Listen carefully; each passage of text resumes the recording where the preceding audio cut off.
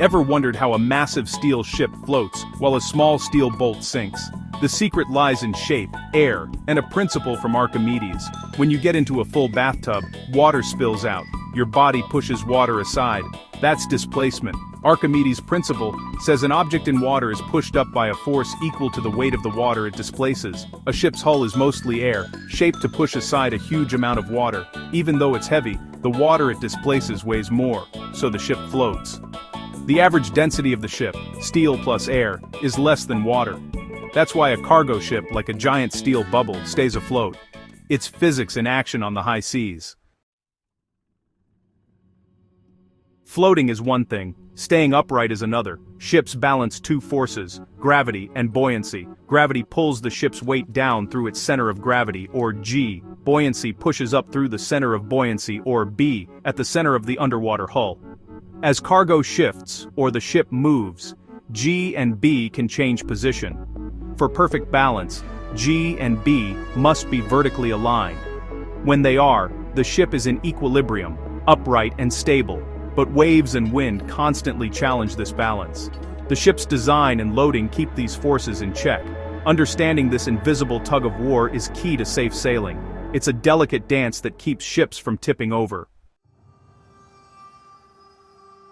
When a wave tilts a ship, the center of gravity, known as G, remains fixed inside the vessel, regardless of how the ship moves or leans. But the center of buoyancy, or B, actually shifts sideways toward the part of the hull that's pushed deeper underwater. This happens because the shape of the submerged part of the ship changes as it tilts, moving the upward force of buoyancy. As a result, gravity pulls straight down through G, while buoyancy now pushes up through the new position, called B1. These two forces are no longer aligned. This misalignment creates a turning couple, a pair of forces that tries to rotate the ship back to its upright position. It's nature's way of helping the ship recover from a tilt. This restoring force is called the righting moment, and it's crucial for a ship's stability at sea. The strength of this righting moment depends on the metacenter, labeled M, and the distance between G and M, a measurement called the metacentric height, or GM. The bigger the GM, the more powerful the righting force. A larger GM means a stronger righting moment and a more stable ship, able to resist rolling and recover quickly from tilts. If the ship's design and loading are correct, this force keeps it upright, even when powerful waves or wind try to tip it over. Proper balance and weight distribution are key. It's almost like an invisible hand is always pushing the ship back to center, ensuring it doesn't capsize. Naval architects carefully design ships to maximize this righting force, using calculations and models to ensure safety and performance in all conditions. That's how ships recover from tilts, and keep sailing safely, no matter how rough the seas may get. A ship's stability comes in three flavors: stable, unstable, and neutral. These terms describe how a ship behaves when it's pushed or tilted by waves, wind, or shifting cargo. Understanding these types of equilibrium is crucial for anyone working at sea, as they determine how a vessel responds to the forces of nature. Stable equilibrium happens when the metacenter, M, is above the center of gravity, G. This means the ship has a natural tendency to return to its upright position after being tilted. The ship rights itself after a tilt, much like a weighted toy that always pops back up.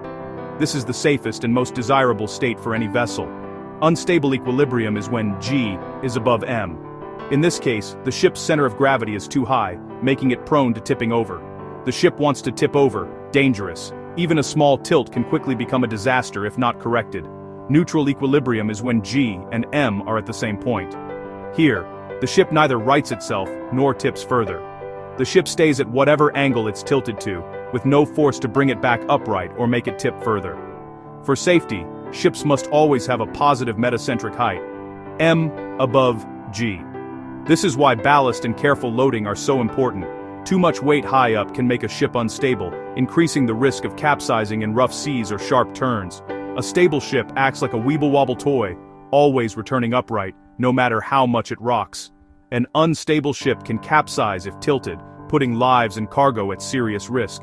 Neutral ships just stay tilted, with no force to right them, making them unpredictable and unsafe for long journeys. Understanding these states is vital for every captain and crew. It helps them make smart decisions about loading, ballast, and navigation. It's the difference between a safe voyage and disaster. Knowing your ship's stability can save lives and cargo. Sometimes, a ship with a slightly negative metacentric height doesn't capsize right away. Instead of immediately overturning, the vessel may behave in a more subtle but equally dangerous way. Rather than flipping over, it heels to one side and settles at a fixed, awkward angle. This is what's known as the angle of Loll. It's a warning sign that the ship's stability is compromised. As the ship tilts, the center of buoyancy shifts sideways until it lines up directly beneath the unusually high center of gravity. This delicate balance is not a sign of safety, but of a hidden threat. At this angle, the ship is in a fragile, neutral equilibrium, still unstable, but not tipping further unless disturbed. Even the smallest movement or external force can upset this balance. The ship now rolls around this tilted position, not upright. Every wave or shift in cargo can make the situation worse, causing the vessel to lurch unpredictably. This is dangerous. The low side is now alarmingly close to the water, making flooding or water ingress much more likely, especially in rough conditions. Any wave or gust of wind can push the ship past this delicate point, causing it to capsize with little warning. The risk is ever present until the problem is fixed. Fixing an angle of Loll means lowering the center of gravity by adding ballast low in the hull or removing weight from above. Careful adjustment is needed to restore stability and safety. It's a stark warning. Even a small miscalculation in loading or weight distribution can put a ship and its crew at serious risk. Attention to detail is critical. Stability is everything at sea. Without it, even the largest vessel can become vulnerable in an instant. Ship stability isn't just theory, it's what keeps global trade and travel safe.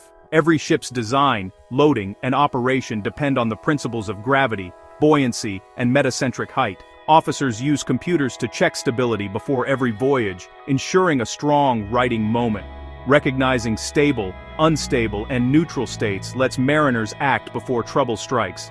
A ship's feel, stiff or tender, tells experienced crew about its stability. The science behind these forces is the difference between a safe journey and disaster.